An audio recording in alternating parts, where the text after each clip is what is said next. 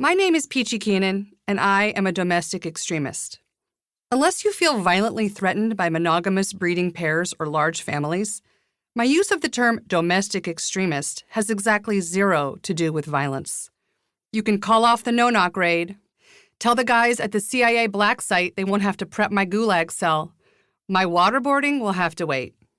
A note to my CIA readers: if you must waterboard me, I prefer Fiji.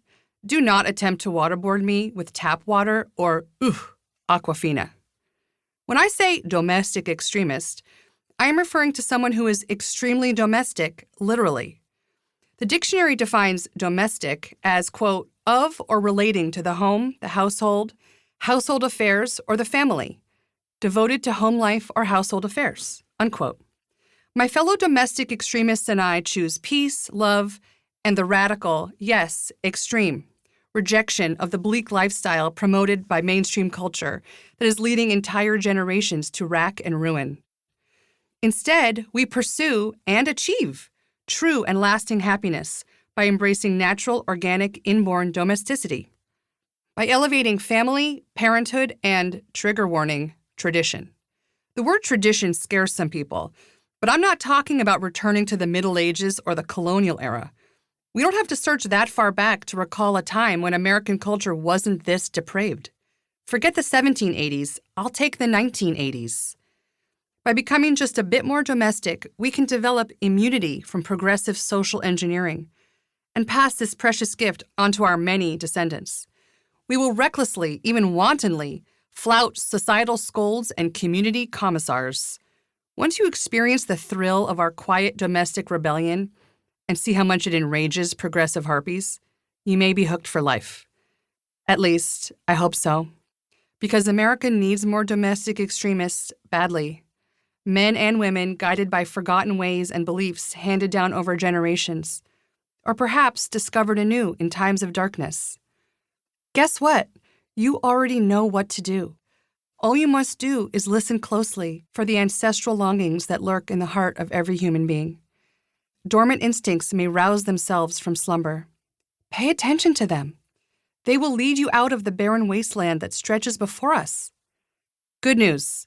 You don't need to own a ranch, live on a farm, or bake cookies wearing high heels and pearls to become domestically extreme. Instead, you will simply begin to make choices, large and small, that come not from without, but from deep within. You will be able to construct impermeable, invisible defenses around your soul that protect it from our broken culture. You will happily reject the current era and all its poison. You will reclaim authority over your life and your children.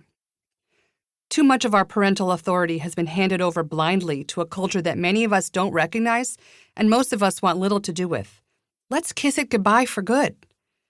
You can become a domestic extremist in any setting. You don't need any special equipment, clothing, or books, except this one, and maybe one other. Becoming a domestic extremist is so simple, you can start this second. All you have to do is choose to live again in a way that, within recent memory, was considered normal. We didn't become the extremists, they did. Remember normal? Why did being normal get canceled? Becoming a domestic extremist requires reclaiming normalness as a way of life, as the only way of life that can ensure your family's survival through these dark times. Of course, being normal these days makes me a dangerous lunatic compared to most women my age. Almost like I'm some sort of domestic extremist. In fact, if you compare me to my ultra-woke college classmates and former corporate colleagues, who were the only type of people I knew for the first few decades of my life, I am a hardcore domestic extremist. In my resolute normalness, I'm a fringe weirdo upon whom the regime's ideological brainwashing didn't quite take. The social scientists who tried and failed to re-educate me must be big mad. They're smashing the beakers in the lab and pounding their fists on the Bunsen burners. Why didn't the indoctrination work on her? She watched Sesame Street, she drank Coke, she liked her MTV, she even went to the Ivy League.